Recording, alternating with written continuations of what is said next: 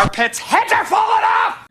It reminds me so much of like when a child, like Stevie, for instance, like if we're not paying attention to her, like say Jared and I are having a conversation and she can't get our attention the way that she wants, she'll act out and do something, because even negative attention is you're looking at me, you're acknowledging me, you know. Psychologically, it's the second best, and the third, the worst option is no attention.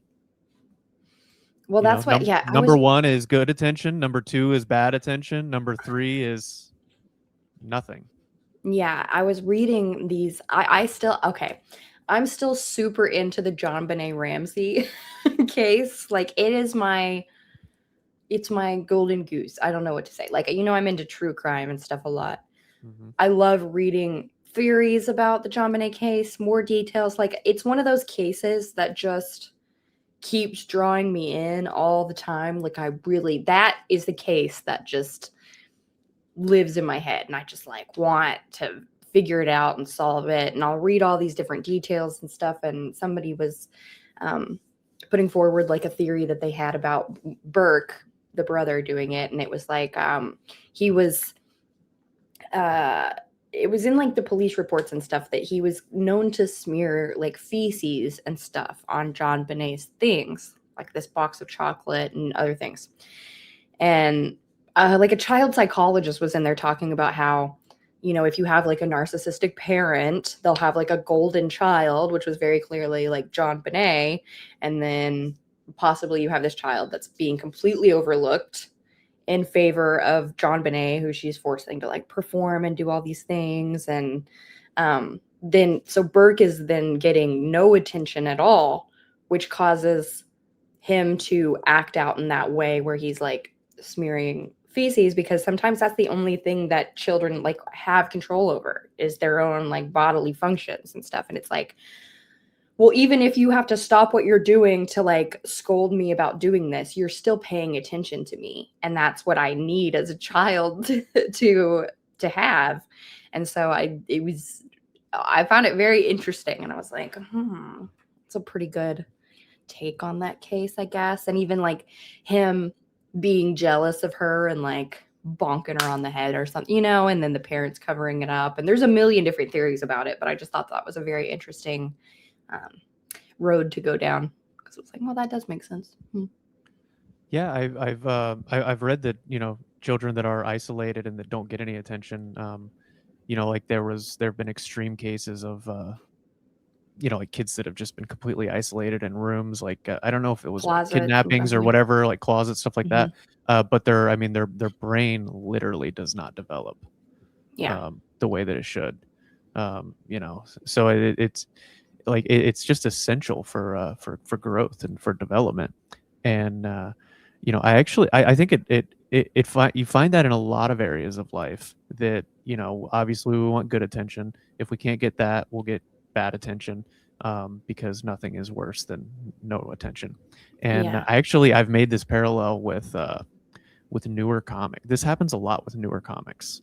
So I think newer comics who are, and by the way, maybe I've been guilty. I think every comic has been guilty of this. So it's something that when you're newer, you'll find like open micers are the ones that do extreme jokes. Like really, really, because they got to get your attention. And not even like they'll just, and since they don't know how to write jokes yet, it's usually just extreme dark things. They're talking, they're the ones that are going to be doing the 9/11, the abortion, the pedophile jokes, all those things, because they would rather get like like if they can't get a laugh, you want to get like like you're getting a reaction somehow. Some reaction, because the best thing in comedy is to get like a genuine, like gut-busting laugh where somebody is just involuntarily, like they can't control themselves. They're laughing, that's the best. No better feeling. And everybody's experienced that at a lunch table, at work, with their friends, at lunch, whatever it is. And it's great. It makes you feel so good. The worst option though is dead silence. Like not like no reaction at all, just dead silence. It is devastating. It is humiliating. and because you're doing something so vulnerable, it really personally is scarring. Yeah. It Yeah. is a it is an Bombing, emotionally traumatic event. I could definitely see how. Oh man. But more power to the people that like bomb and keep going and like keep trying to better themselves and stuff. It builds so much character. But It's brave.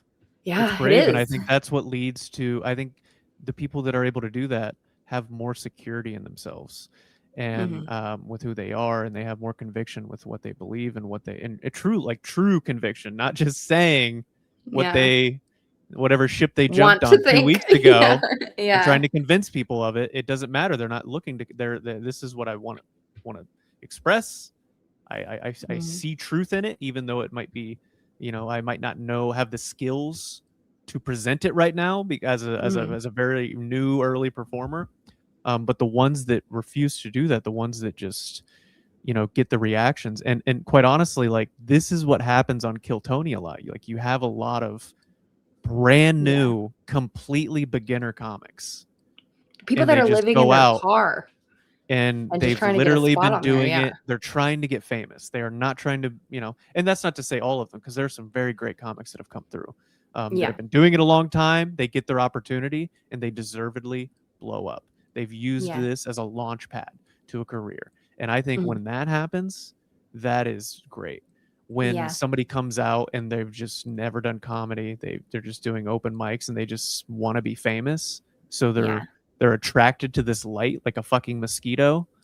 Then they just go out and say the most obscene things. They get people they go, oh, this guy said a George Floyd joke on Kill Tony, and he's getting views. Right.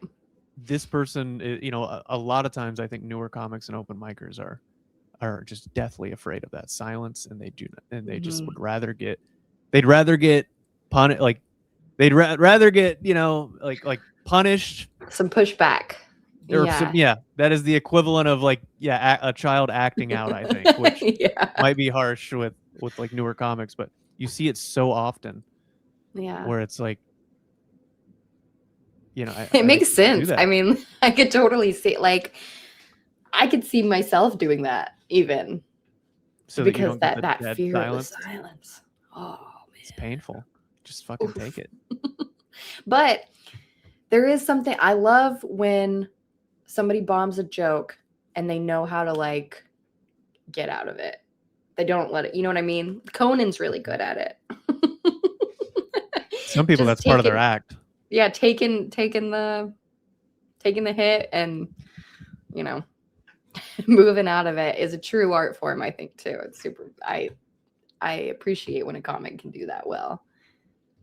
Yeah, there are a lot of, I think, the more people like have done it, the more experience you get. Everybody has like common tricks. So like you'll see comics, no matter who it is, your favorite comic has a lot of road tricks that just get you out of situations that are not theirs. That's their version of something, but like people have been doing it for 50 years.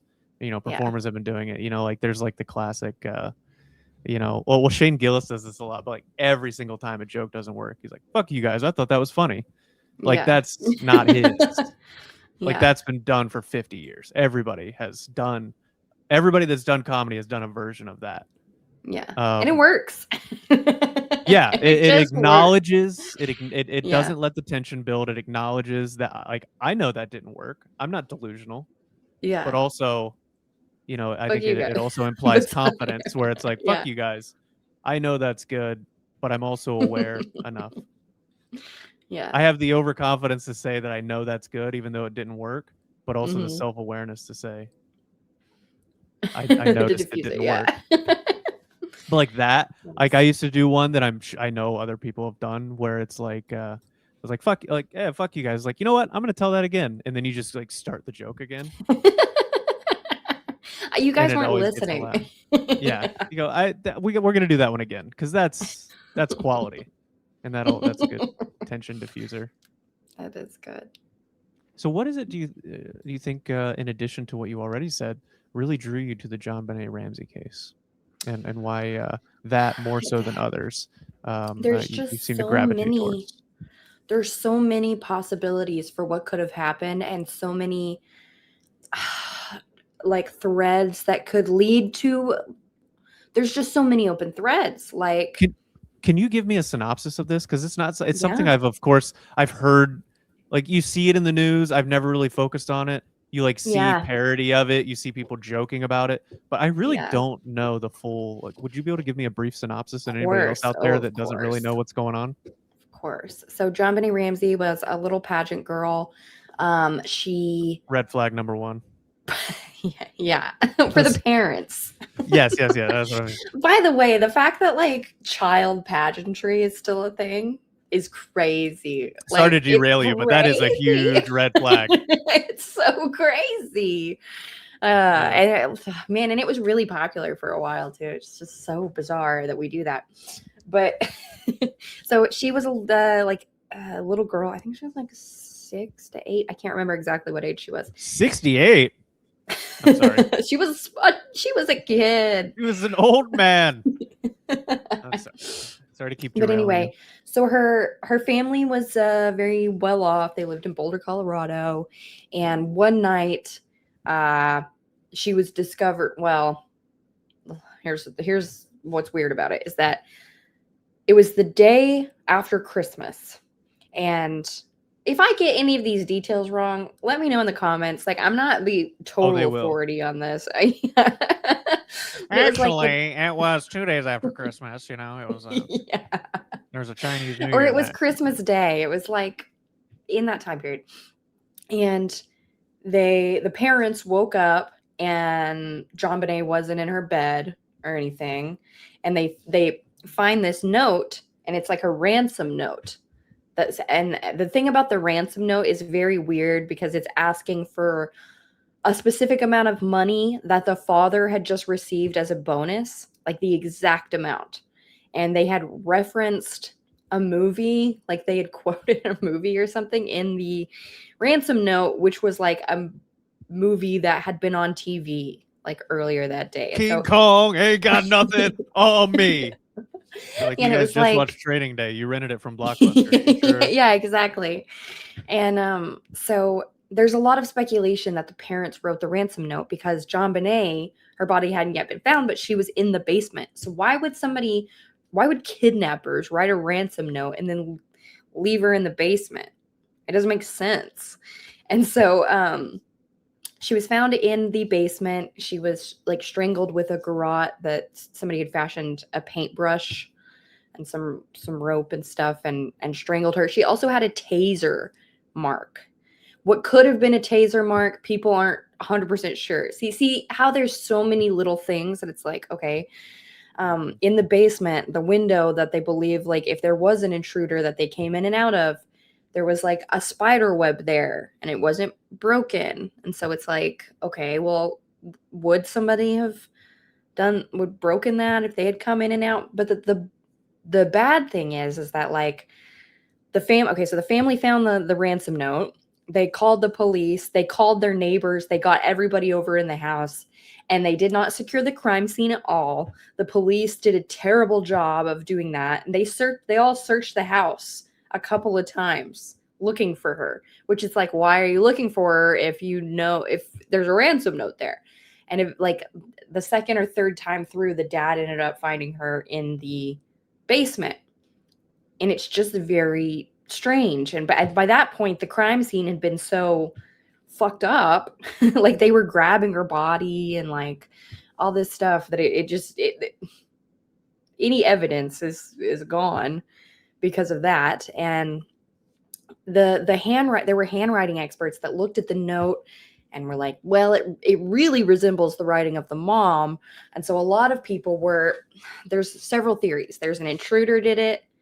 There's one of the parents did it, or there's her brother Burke did it. And he was like a year or two older or younger than her. They found like pineapple in her stomach. She was 6 to 8. Oh my God. And he was around the same age. They think like an 8 or 9-year-old did it? Possibly by accident. And then the parents had to cover it up because they didn't want him, you know. They were all about appearances. They were a very well-off family in Boulder, and the mom is like a crazy narcissist. And it's all about public image and stuff. And yeah, it's a bizarre story. There's so many different little loose threads where it's like, is that mark a taser mark? Does that imply that like an intruder did do it? That they had been to a Christmas Eve party the night before. There's even a theory that like a guy dressed as Santa hid in the closet and waited for them to like go to sleep because they had a Christmas party at their house like before that. That somebody who was at the Christmas party who knew exactly how much the dad made in a bonus that year was asking for exactly that bonus, and maybe they were trying to get her out of the house and she died, and so they just left her there. But so many things about it don't make sense. I think it was one of the family members for sure, but I don't think we'll ever know. The mom has since passed. I'm waiting for a deathbed confession so I can finally know what happened. But yeah. Well, let me ask you this: with something like this that becomes very public, and you probably know a lot of examples of this. One that comes to mind, I know that Becky follows, is like the Murdaugh case in South Carolina. You seen that he's coming back? Yeah, here he got like a retrial or something. Yeah. But anyways, when these things become public and you get all of these amateur detectives on the case, how much potential do you think it has to like muddy the details of it? Like everybody coming up with their own conclusions on what happened, trying to force, because I think how much of it do you think like muddies the public perception of a case, and do you think that can influence the actual results of what is found, like who is found guilty, the trial, even like if there is a jury, like how much public perception can influence those? Do you think that absolutely happens? Yes, and both in a positive and negative way, because there have been cases, like I don't know if you saw, there's a documentary out there called Don't Fuck with Cats, and it's Luca Magnotta was the name of this guy. I believe that was his name. And people on Reddit and 4chan and different places like were able to catch this guy who was like murdering people. It started with cats and stuff, and people started like paying more attention to him because he was showing signs of like psychopathy and different things. And they were able to look at his videos, his social media videos, and figure out like there was a girl that went missing, and these Reddit sleuths were able to get him caught for these things that he was doing just based on like them sleuthing and just watching him and being like, this guy's going to do something bad, and they were right. And I think that can happen sometimes. People are really there's a lot of people online that are really good at, finding. I don't know if you remember Shia LaBeouf. I don't know. There was this I love Shia LaBeouf. thing. There was this 4chan thing that happened where he was like, he had a flag, like he had put a flag somewhere, and people on 4chan were able to go and find it just based on geoguessers. This is a thing. Yeah. And even he had moved it and pointed the camera just up at the sky so that they couldn't figure out the general area from it, because people were going around in their cars and honking and seeing if the honks would show up on camera. They were able to figure out where it was. And so he just pointed it at the sky, and people were able to use the stars and figure out where it was. People are amazing. Like that's incredible. Yeah. As a quick aside, that is something called geoguessing, and I just stumbled upon YouTube like 2 weeks ago. It's like 2 a.m. and I'm watching the GeoGuessr World Finals. And these guys, they will be shown an image on Google Maps. And they have and these guys in like 30 seconds, they'll just be scanning. They'll maybe see a sign with a certain language. Yeah. They'll look at the plants, the rocks. They'll look at where the sun is at, like what hemisphere. And then they can get like within a handful of miles sometimes with just a few seconds. There was like just a few seconds they can get this. So, of course, with hours of time, people with those types of brains can really, I think the collective intelligence can be incredibly strong when you're taking the strengths of a bunch of very smart individuals. But how much potential? How many people do you think do this, who genuinely like want justice and who want to find and bring solace to these people? And how many do you think is it just like a total ego stroke where they're like they just want to be right about what it is and they're happy to like, connect dots in ways Even that if are they not know that it completely doesn't, logical because they yeah, maybe want to get views or sway public opinion and stroke they their just own want to be known ego. as the person? Like, do you think that Yeah, exists in this community, a lot of absolutely. amateur Oh sleuths yeah. and true crime? People that just want to feel smart, Mm-hmm. totally don't really care about the case and stuff. Of course, there's people like that. Probably more than people that just genuinely want to solve it because they're lovers of mystery and true crime and different things. But yeah, I think a lot of times it can muddy the water too, and ruin a case essentially. Like I've also heard of stories where people online just completely. What if you have the wrong person? What if you have the wrong person and now this innocent person has like this whole army of people online that think that they're murderers or something? And it's just, and they are being constantly harassed and stuff by this online community. I mean, that's very dangerous. That's not, you know, that's not ideal. I'm sure it happens all the time. I bet. Yeah, I bet. I mean, it's happened in the Murdaugh case where some people Hmm. think it's who's it, Buster?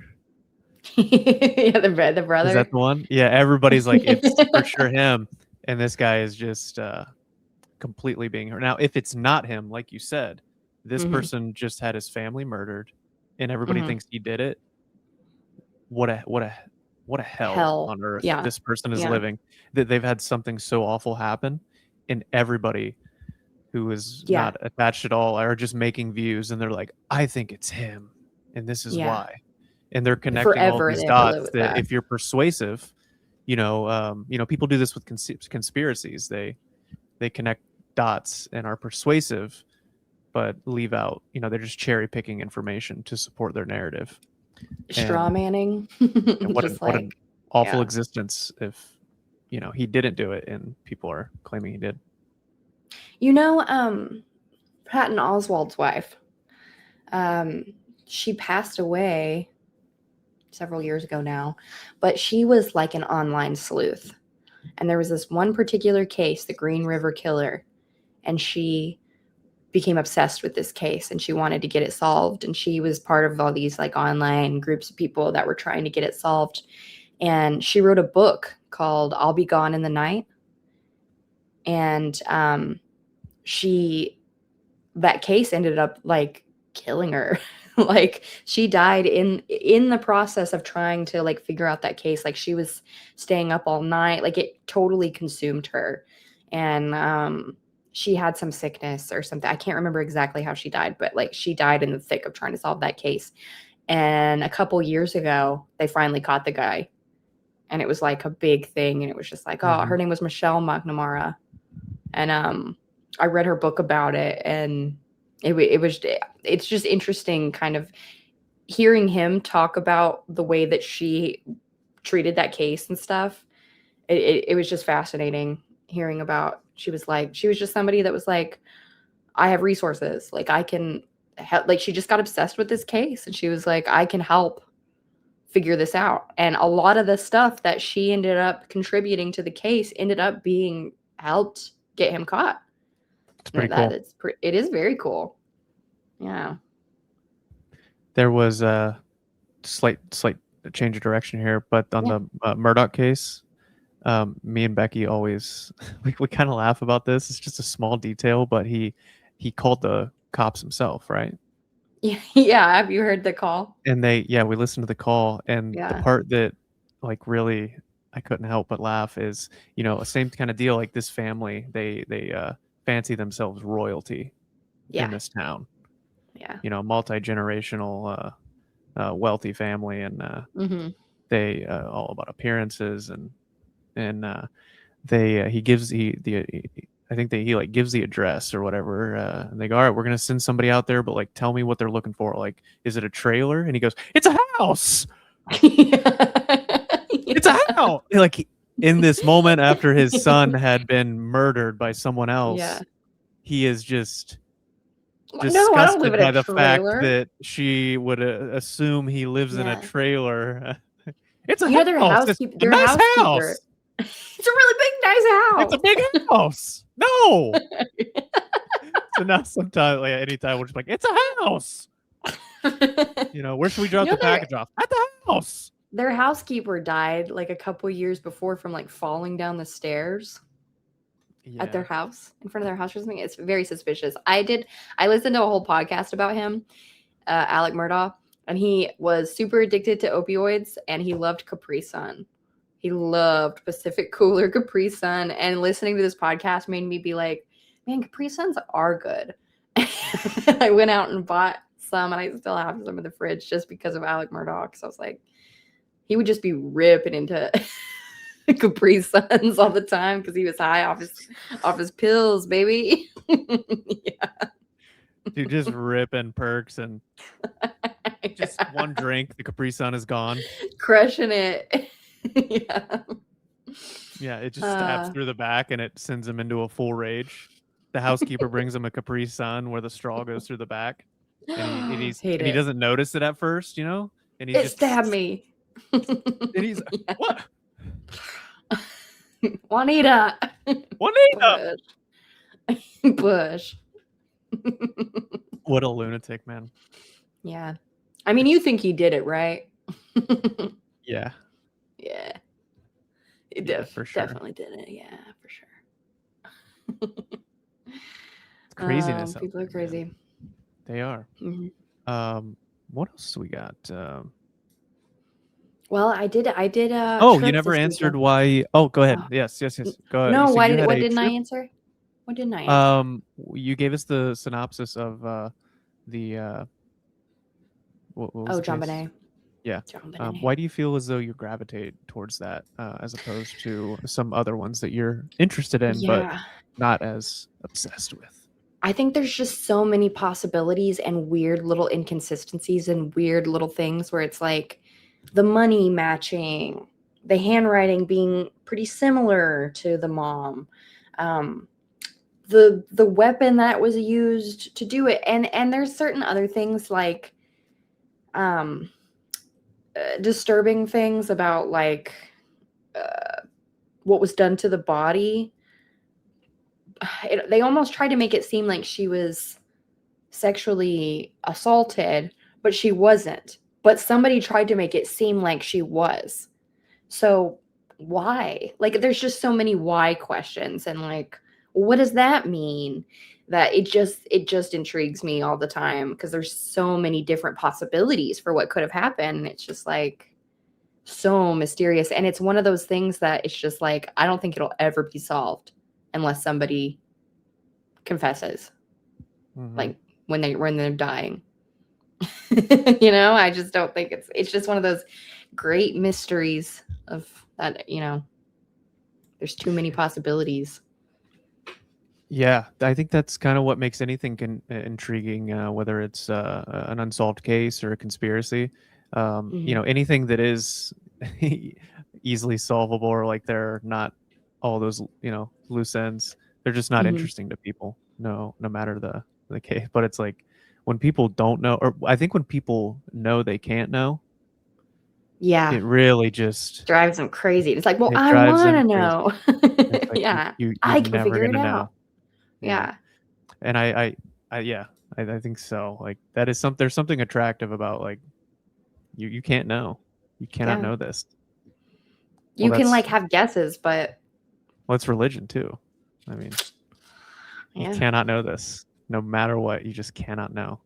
Yeah. And it's like, but I think I pieced together the puzzle better than I think everybody. It's this for sure. Mm-hmm.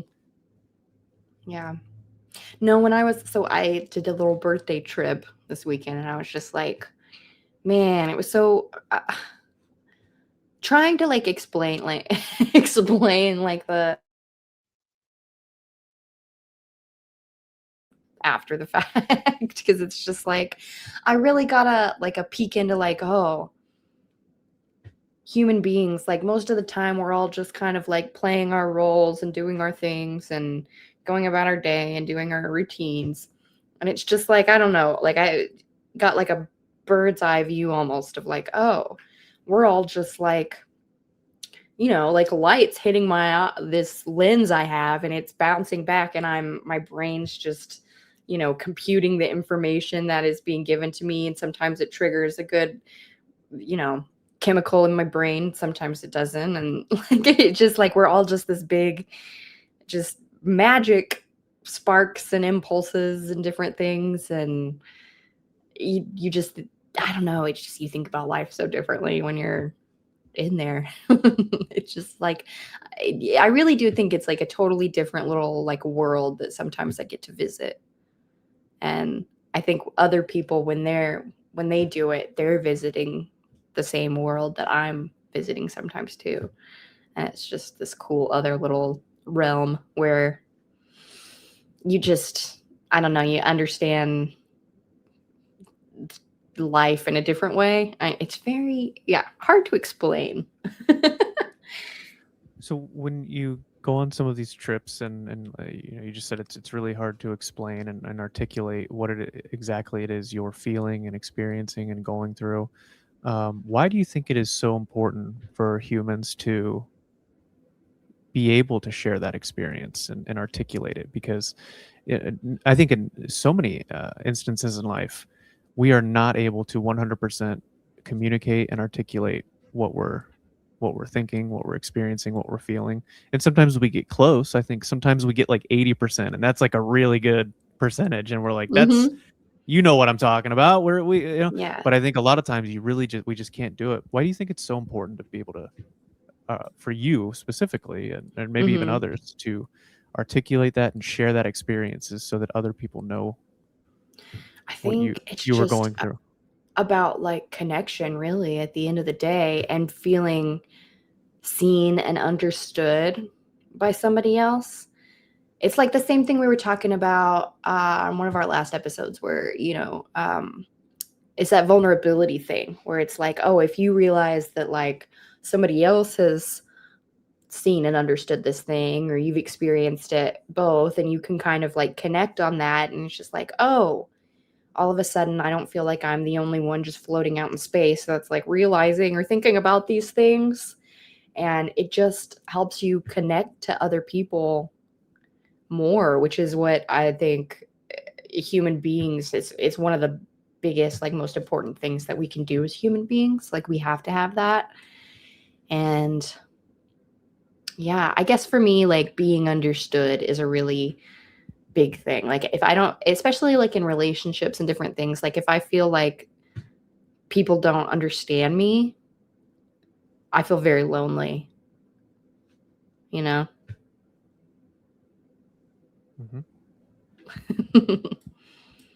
What about you? What do you think? Well, I think it is. It's almost painful when you can't adequately communicate a Express thought, it. isn't Yeah. it? It's Yeah, it's just like frustrating. It's really trapped frustrating, inside of you. Yeah. even though you are the one that experienced something that might have been great. Like, you know, if you're tripping and you experience something that is pure euphoria, you got it's pretty great that you got to experience that. That's a cool feeling. But then it can be very painful if you can't share that and I've had to communicate that with learn, others, because like, there's nuance in what you're experiencing. It's not just like, oh, oh yeah. it, you know, it's difficult. Yeah, I've had to learn the more I like do acid, like that sometimes there's things that I'm going to realize in there or like experience in there that I'm not going to be able to communicate, and that's okay, and that it's just like a special little thing for me to realize, and that's okay too, and like have that nice moment with myself where I'm like, or my observer like self, the thing behind me that like observes the ancient thing, you know? Does that make sense? Like, when you stop thinking about yourself as like me, Angela, like who am I? It's like you're not all these things, that you're the observer behind it that just sees all the thoughts go by. I'm getting very like woo woo now, but what was I saying? Oh, that sometimes it's okay to just have that experience for yourself, and it's just I've had to learn that, like, I'm not going to be able to communicate everything. Like, there are some things that are just so beyond that I don't think we're capable of communicating as people, and that's okay, and that hopefully other people will just like experience those things for themselves too. And if not, then I'm just lucky. I don't know. I think there is I think it's important that you want to, that you've been like, I'm just going to have this for myself, and that you acknowledge that, because I think there is an element of these experiences that is that we've just evolved to have, to, because it increases our chances of survival, to be a community. And sharing experiences is part of being a community. And I think there is a fine line, though, with people, like something crazy happens, and like, you're at a game and like a huge moment's happening, and everybody just has their phones out and they're not even paying attention to the moment. Like, why do they want to share that moment with everybody but not experience it themselves? Yeah. So I think it's important sometimes to experience those, to like fully be present when you're experiencing those moments. And sometimes that means nobody else will experience it, as opposed to when you're experiencing this thing that you feel is totally unique and that you've never felt before, that you can't fully articulate, but you want to document it somehow. I think in the process of documenting it, you're taking yourself out of the moment to report it to others. The point of documenting it is to report it to others, or maybe to report it to yourself, so that you have some, or maybe something to reflect on, or a memory of the moment. So I think there's a fine line of, documenting, reporting, and creating a memory of the moment so that you can experience it later, versus fully experiencing it and being fully present and experiencing that moment yourself. But knowing that to fully experience that moment, you're going to have to sacrifice the observation and reporting of it to others and to your future self. Yeah, I like that. It's duality, you gotta have its balance. There's gonna have to be sacrifices and stuff. I don't think we've made one person laugh this entire episode. Should we do a joke? Yeah. Should we? Should we like? Can you fucking queef on camera or something and like get a laugh from the audience? I can't do it on command. I'm gonna fucking queef over here and try and get something out of it. Take us out with a queef. A lot of these guys or something. Yeah. I realized doing acid that I'm the only women out there. Do you shave your arms? They don't. Do you shave your arms all the way up to the shoulder? Please, somebody tell me you do that. How about this? All right, let's. That was, first of all, I truly enjoyed that conversation, and I thought you had a lot of really good perspective. So thanks for sharing the trip with us, and catching me up on the John Benet Ramsey. I'm going to be telling people about this. It's like when a college student discovers the Beatles. Have you heard the Beatles? Did you know about John Benet Ramsey? It's like, I'm going to be telling people. They're like, I'm 4 years old. Yeah. You guys ever heard of this indie band, the Travel and Wilburys? Pretty good. I got this indie case, John Benet Ramsey. Oh man, we went to this like fancy, nice restaurant on Saturday night, and we were still kind of trippy. Yeah, it had a submarine inside. Everybody in there looked like a cartoon. I was like, these people are cartoon people. This is amazing. The bathrooms. I was trying to explain this to Jared because we were still kind of in a state. You go into the bathroom and it's like you're transported back into like the 30s, and it's like racing. Okay. And each bathroom, like you go into the big bathroom, and then there's smaller rooms with the toilet in there. And in there's like posters of racing, like car and horse racing. And they're playing over the speaker, like, and he's coming up on the 2 and like shit like that. I was like, where am I? Also, he's coming up on the 2 is pretty appropriate for being in the bathroom.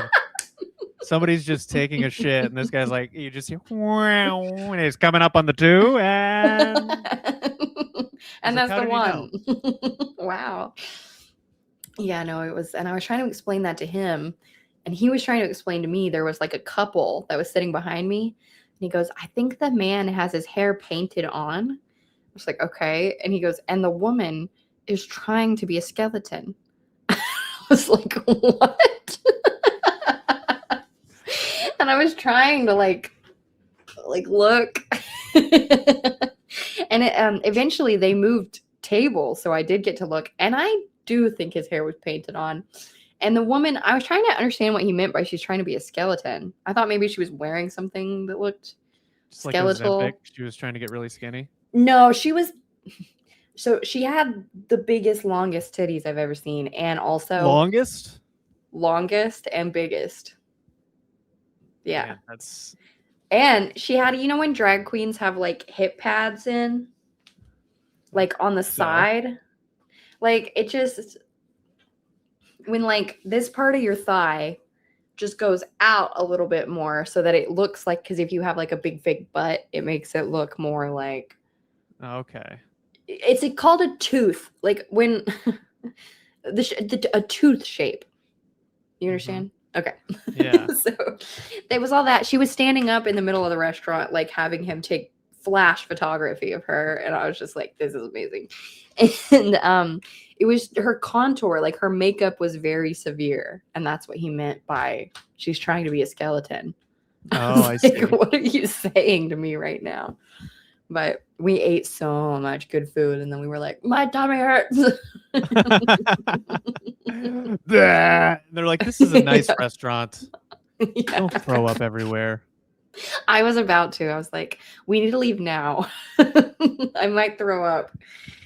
But What do you think the other it's couples so were worth saying it. about you guys?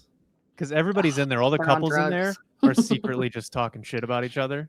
The Yeah. skeleton and the hair paint guy were like, Yeah. Look at these two. look at these fucking. Well, I was self-conscious all night because we didn't time the drop of the acid well. Like I had plans to drop it at a certain time. It didn't work out that way, so we had to drop it a little bit late. I desperately did not want to be doing my makeup while I was still That's fucked up. bizarre. I could see. Oh, it was bizarre. And I was just like, is it normal? Like, I just ripped my Yeah. eye out. why don't you try painting a realistic human face when you're like You just that? come out looking like a Dali painting, you know? I know, I Like was on like, purpose. You're just. why is my skin look paisley? Am I seeing that right? I don't know. And so I was like asking Jared, I was like, I look fine, right? I look fine. And he was like, I think. I was like, fuck. So I was pretty worried that I looked crazy. I'm sure we both looked crazy, and we were looking around just being like, so Yeah, everybody else is like, so they're for sure on drugs. yeah. And then you guys were like, what a stupid skeleton lady. What? And this lady's like, her makeup is falling off of her face. She totally put it her on, eyes, like, yeah, slightly off. And some other couples Yeah. getting made fun of. It was like This- every square inch of this restaurant had chandeliers in it, and so we were like, hey, if there's a square inch available, let's pop another chandelier up here. And I was like, this place actually used to be a chandelier store, and they built the restaurant around it. We were just Leave talking 'em about up. the chandeliers. Yeah, Just Get leave 'em them up. Yeah. I think they look good. Yeah. And it So had what a did you have? submarine in there. I had a Interesting. steak, a beautiful steak, What kind of steak? and a filet mignon. Ribeye, filet mignon. There we go. Mhm. Yeah. Medium rare. Medium. Medium. But it was basically medium rare. But it was so perfect. And the best Brussels sprouts I've ever had in my life. They were like velvet. I don't understand how they did it. Jared tried to come home and recreate them. And I was like, I'm sorry. I'm sorry. He said it was the best culinary experience he's ever had in his life. Which Wow. is saying a lot because, Wrong. he's very, he's had a lot of good food. He's Mhm. very much like a foodie. And yeah, we had that. We had, what else? I don't know. Creme brulee was so good. Oh, it was so good. And I got a free show watching the skeleton lady with the big long boobs be like, Dude, long boobs is posing. just not a compliment. They were long. I know, but nobody wants long boobs, right? It's true. That implies a Yeah. saggy, droopy boob. I wouldn't call them saggy necessarily. There was just so much boob that they didn't have anywhere else to go but down. Oh. Did I ever tell you about the lady in my typing class that had huge knockers? No, I but did. that's funny. Typing? Oh, so Were they hitting the lady, keyboard? dude, she had the biggest fucking heavies you've ever seen. I mean, just some straight fucking meat puppets, dude. Dense like Just dying stars. yes, man. Like F's or G's. I don't know how far the scale Yeah. goes, but like Yeah. like it was it was rumored that she would like always wanted to have surgery to get them reduced because Yeah. she was having back problems. Yeah. So not like having not fun. even we wouldn't even look at as like 8th graders who are just getting horned up and boned up You're for in everything. 8th grade? Yeah. This is an Or 8th I think grade student? 7th or yeah, typing class. No, this is a teacher. I was in Okay. I middle was school. like, what? This poor No, kid. this was the teacher. Like back problems, and even us, we were like, man, like Those those too are fucking big. huge. That's like we're not even talking about them sexually to each other. We're just like, these aren't even normal. What the fuck is going on there? Like that is like Yeah. How does you're in that a happen? fucking circus tent and charge $3 a look or something. I don't know. Oh, my God. But she was the teacher for typing class, and she wanted everybody to be like fundamentally sound, like your finger on each Keeping them thing. on the middle. So I would go like this with just one Yeah. finger, but Yeah. I would, you get fast at it. Yeah. So you had to type a certain amount of words in a certain amount of time, but you fucking blah, blah, blah. And she'd be like, Austin, no. She's like, you're pecking. You're pecking. Yeah. So she would, there'd be a few of us. She called us Peckers. Oh no. And she didn't know, like so earnestly, with her huge. She an older lady? Yeah. Okay. Yeah, her huge double F titties, and she would just be like, looks like we've got some Peckers in the class, Austin, Ian. You guys are just a couple of Peckers, aren't you? And we're like, yeah. Yeah. You caught us. And dude, she would like come up behind you, and Oh no. and she would just like help you out, and she would just be like bonking your head around. So like you're just like standing there like this. Like trying to like, and she's trying to like guide you and be like, this finger needs to be here, this needs to be in, and she's just like popping you with her double F's, man. Oh, no. Calling you a pecker. Dislocate your neck. Yeah. Yeah. We used to die laughing. Like we would just do it so that she would call us a pecker, and she had no idea. Like, why are you guys laughing? Stop laughing, you little Peckers. Like, okay. Oh man, we had this teacher. I don't know why you just made me think of this, but her name was, well, I won't say her name, but she was really like mean and just always really like didn't take no shit from the kids, but she was also like older and just kind of abrasive. And I remember one time we were in this class and she was like talking to this kid, and she was like, you need to get outside right now. And this kid was like, fuck you to her. Jeez. And she goes, no thanks, I get plenty. And then the whole class went like, ew, oh, what?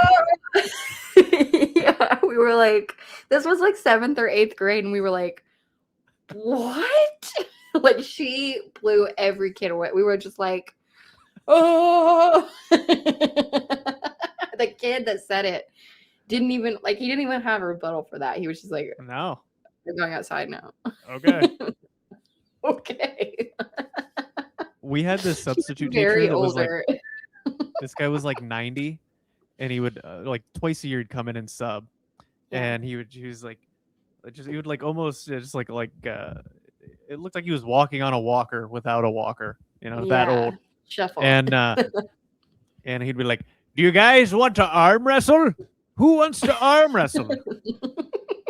He would always challenge us, like after we got done with our work, to arm wrestle. Aww, that's And we cute. noticed this over a few years. And he was a stronger old man, but we were also like 6th grade, so he could beat some of them. And but all the stronger kids would beat him. So then every time he'd come in the future, we'd be like, "Hey, I've been bulking up. You want to arm wrestle?" And he'd be like, "Arm wrestle?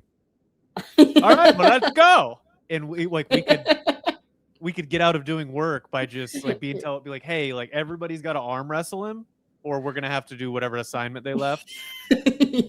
So even the girls that were like, "I don't want to arm wrestle," and we're like, "You're gonna fucking arm have wrestle.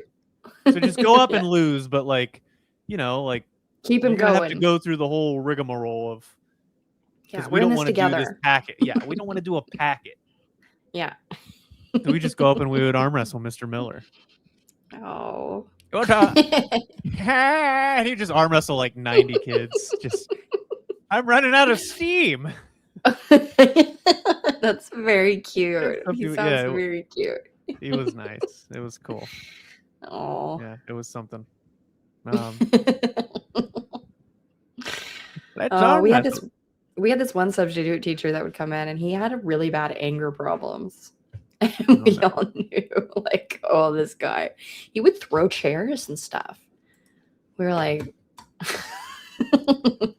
okay. Yeah. Fucking Bobby Knight for a substitute teacher. He was substituting in art class one time, and he straight up like threw a chair across the room. We were like, what a loon. This is art. Yeah. Yeah, we're drawing turkey hands right now. We're in 4th grade. Yeah. Okay. Accentuate the thumb. Like, all right, you're in the wrong business, dude. I mean, like, I get it. There were a couple middle schoolers that I wanted to slap around when I worked at a middle school. I get it. Took off my shoe once. I probably would have wanted to slap me around. I was a real troublemaker. Oh yeah. Oh yeah. I had a real porky mouth on me. Yeah. I was but I was also like I was the student that got like I would get in trouble every class, but also I would make the teachers laugh. So like if you can get them to laugh while they're trying to punish you, they're like, no, I would have liked fucking you. Sit down. Go fucking just shut up. Like they'll say things to you that they won't say to other students. They're like, Austin, shut up. And you're like, I don't think you can say that. That's not allowed. And they're like, shut up. Yeah, no, I worked in the front office, so I got all the bad kids would come and they'd, talk to me while they were waiting to talk to the principal. I liked those kids. Those weren't the kids that I wanted to hit. They were funny and cool.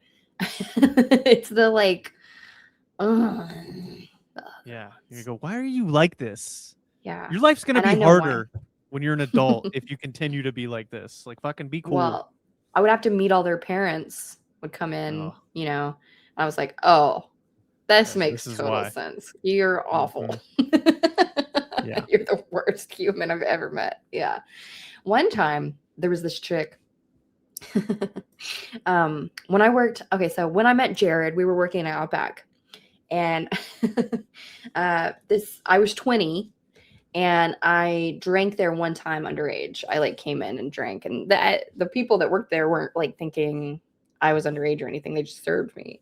And this one chick that worked there, she liked Jared. She had a thing for Jared. And so therefore she didn't like me, and she told on me, and they had to fire me. So I got fired. Wow. So ever since then, I've hated that bitch. Yeah.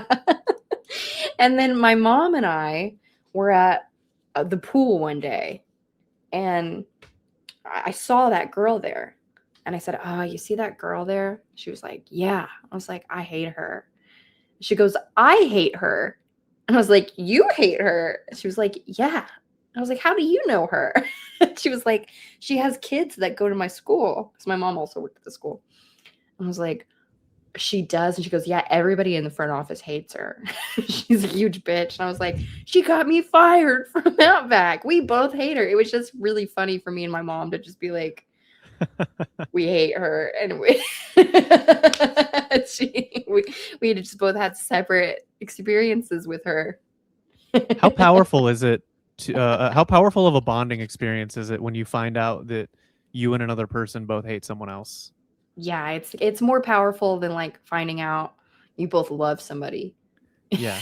It is. It really is. There's no greater bonder than hate. Yeah, it really is. So an example of that, we live in this little suburb outside of Columbus, and we have it's fairly, everybody's fairly decent. You know, there's some older people that live around here, their families, Yeah. and there we have a neighbor that is the worst garbage person that exists on the planet. Yeah. And you go, there are a lot of terrible garbage people. Well, this person's the worst. He's They're the awful. king. Yeah. They make so much fucking noise. Mhm. And I mean, I'm not talking about like a Saturday party or Yeah. or whatever. I'm talking like Tuesday at 3 p.m. What's the noise? Terrible music? And you're like, that's not even music. That's not, those aren't sounds. Those are tones. Okay? Yeah. It's not even like a chord progression that you hear. It's alien tones. Yeah. It's the fucking intro to Dune. I think he's playing the soundtrack to Dune in his driveway at 3 a.m. on a Tuesday. Just some fucking lady in the background just going.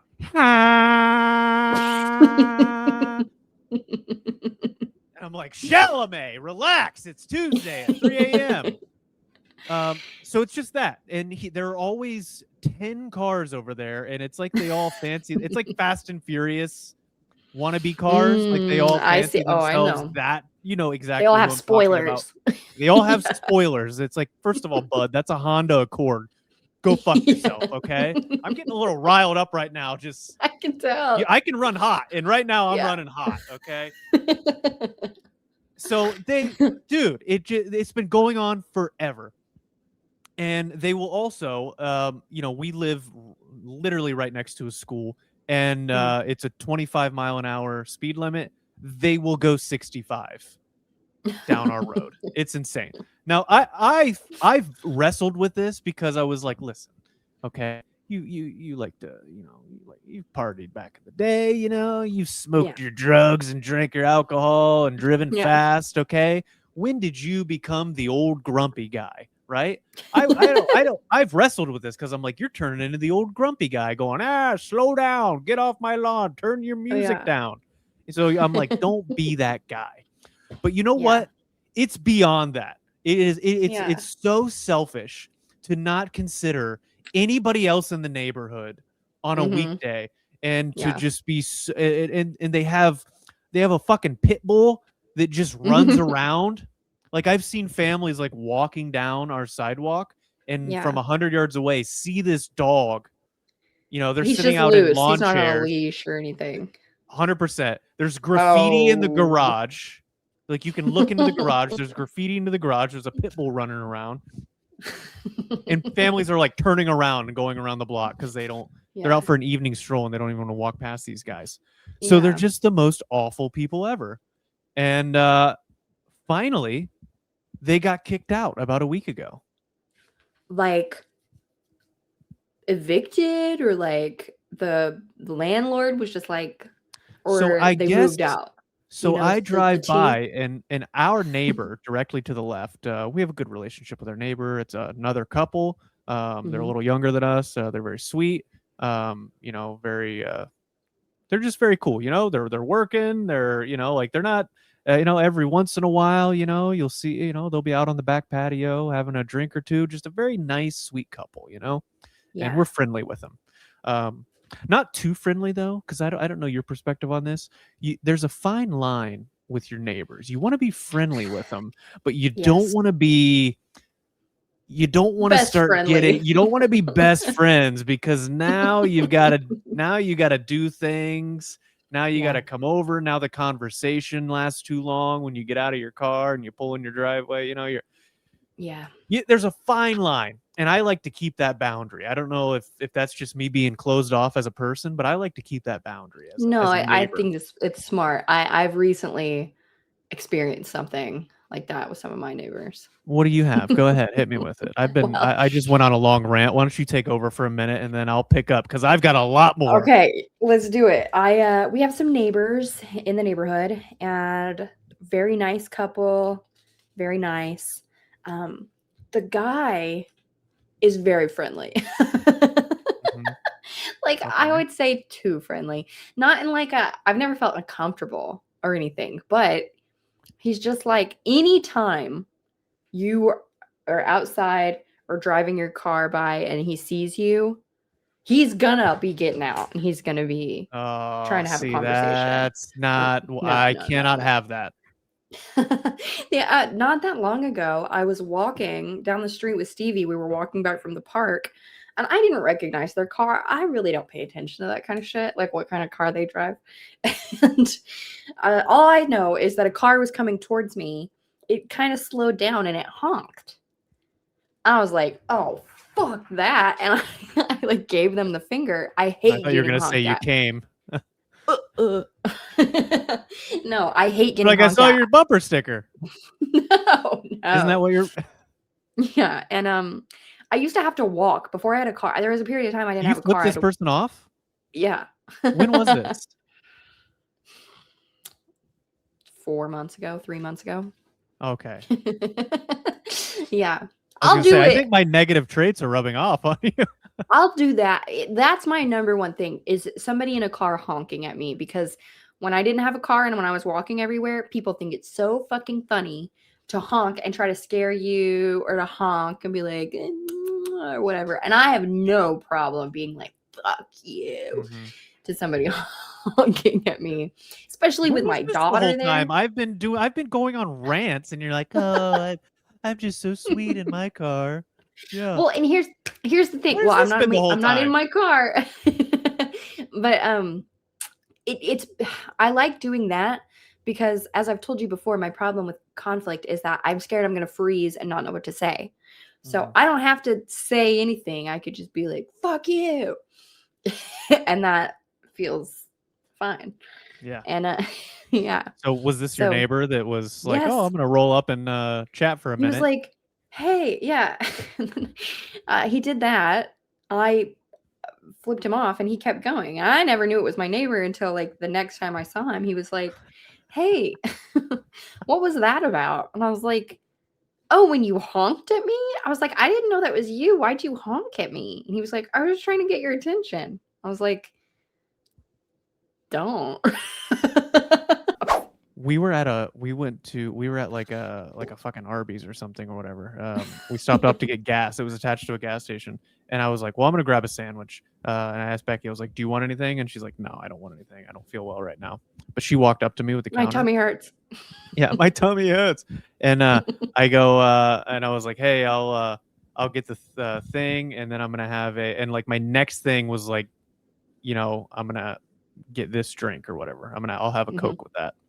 And the guy was like, he cut me off as I was getting to that, and he was like, "You got to tell me what drink you want too." And I was like, I was like, "So I'm gonna get the I like repeated. I was like, "I'm gonna get the," and then I'm gonna, and he goes, "You got to tell me the drink." He like cut me off again, and I'm like, buddy, I'll I'm gonna get there. slap your fucking lips off if you want to. Like, I'm getting there. What are we doing right now? And then I just go, "We'll throw a Coke on with that." And he's like, "All right, yeah, you gotta like say the whole thing. You gotta tell me what you want, and then the I drink." And then did. I I just go, did.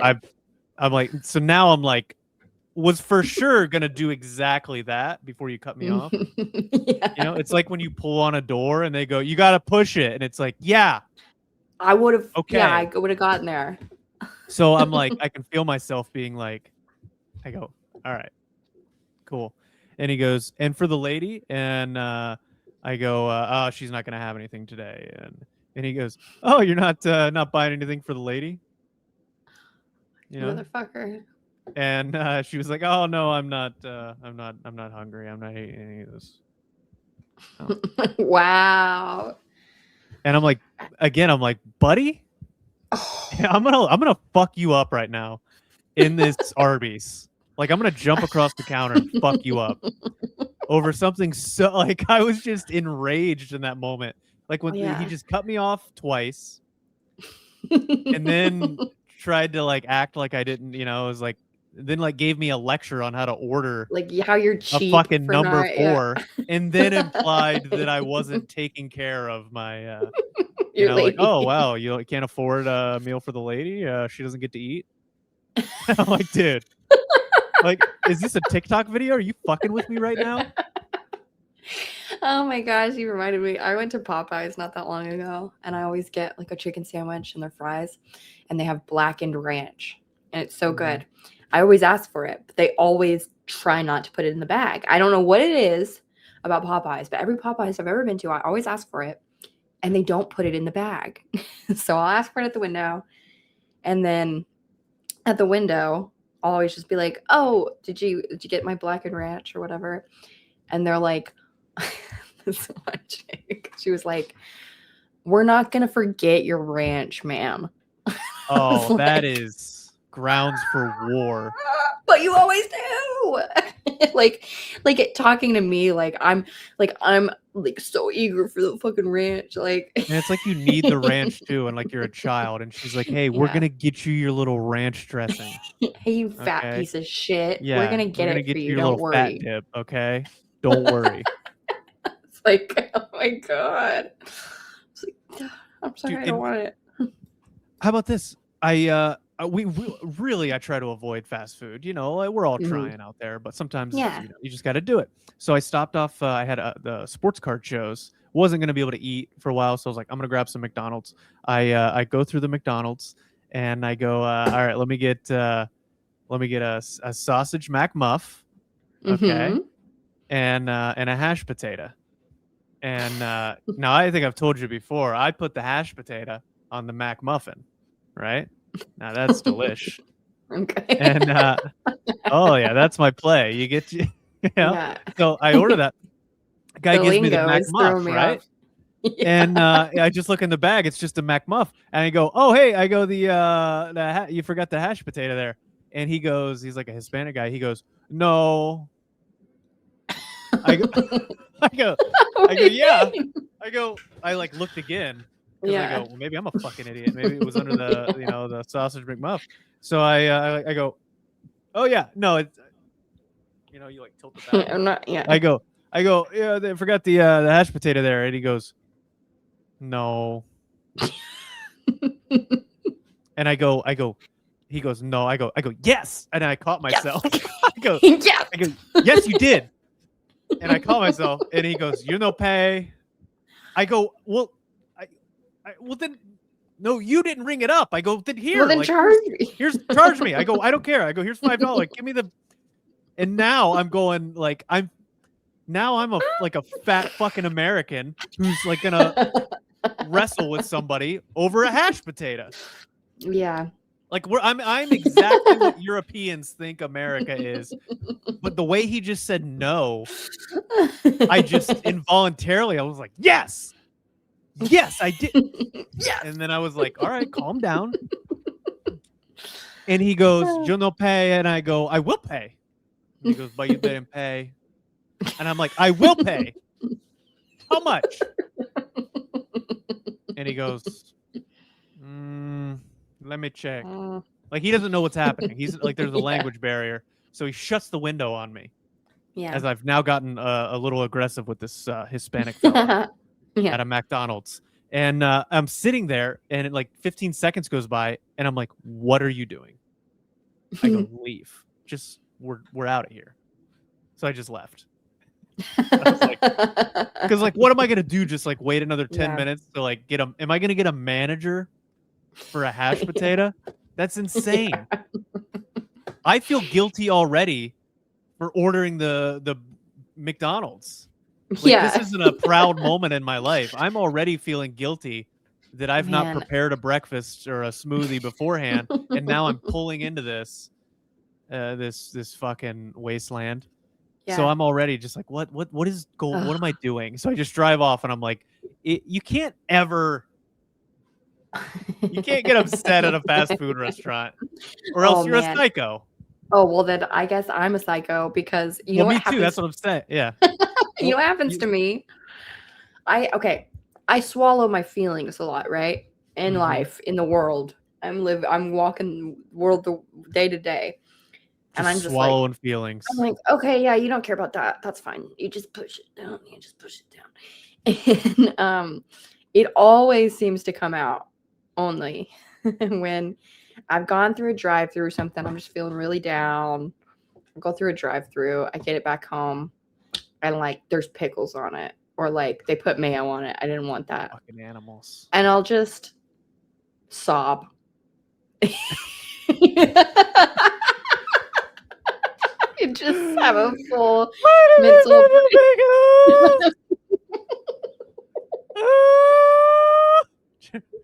Jared's I'll like, just "Did cry they put over pickles?" it. And I'm like, I get so dramatic about it. Like I'll try to take a bite, and be like, no, it's not what I wanted.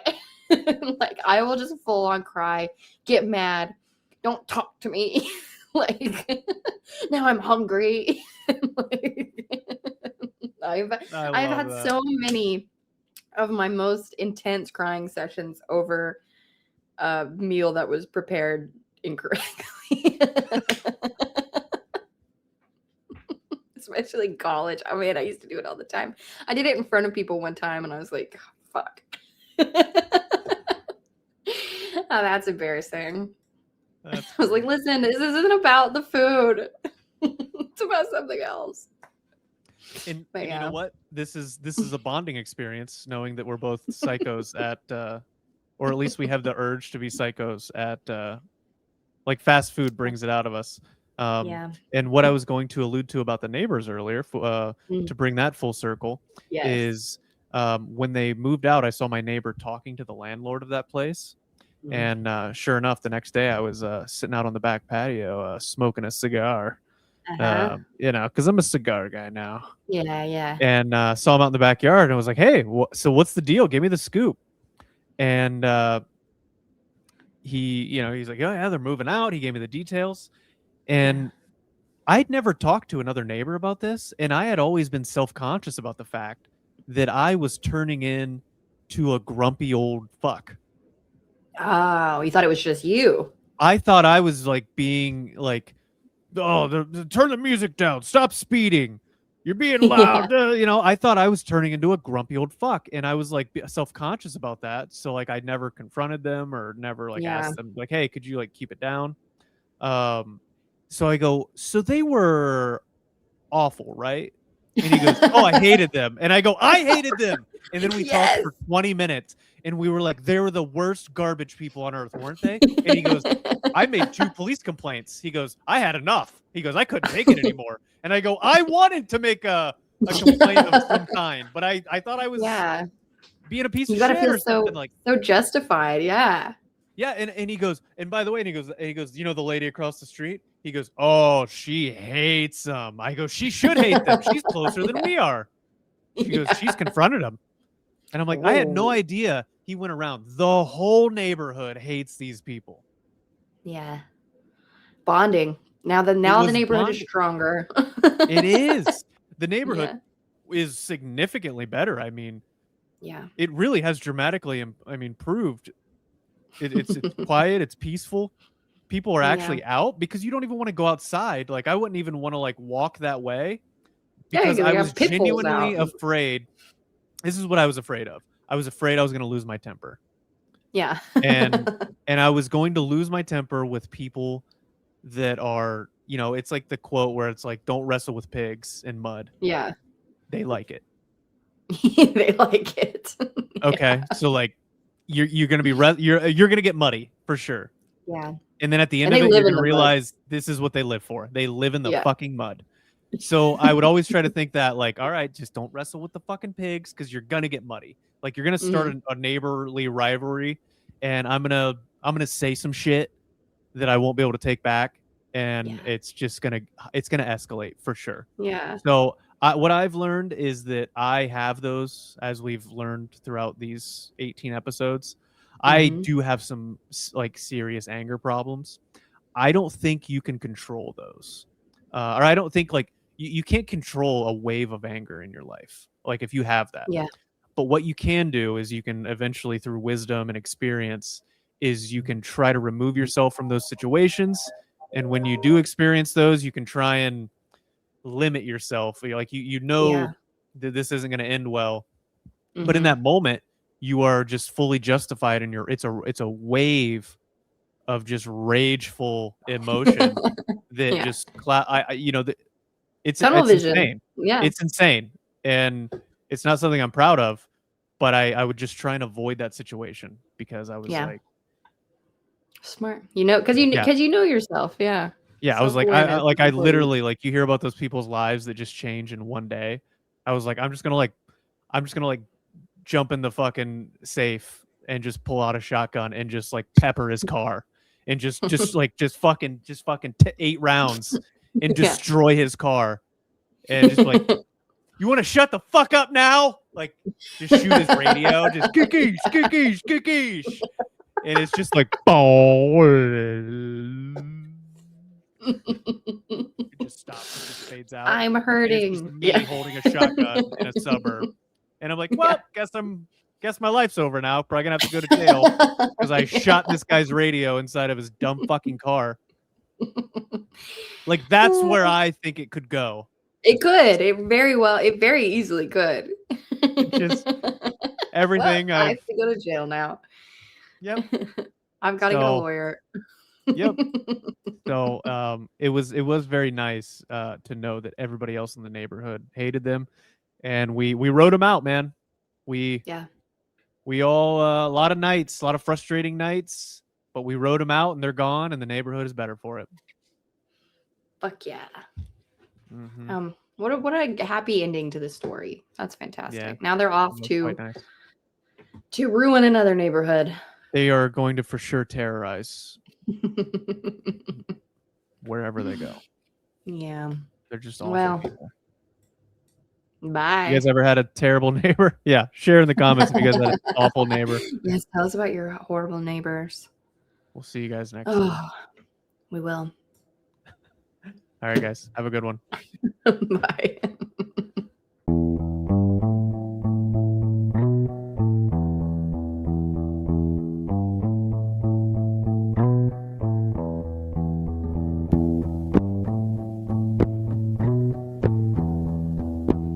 Our pets' heads are falling off!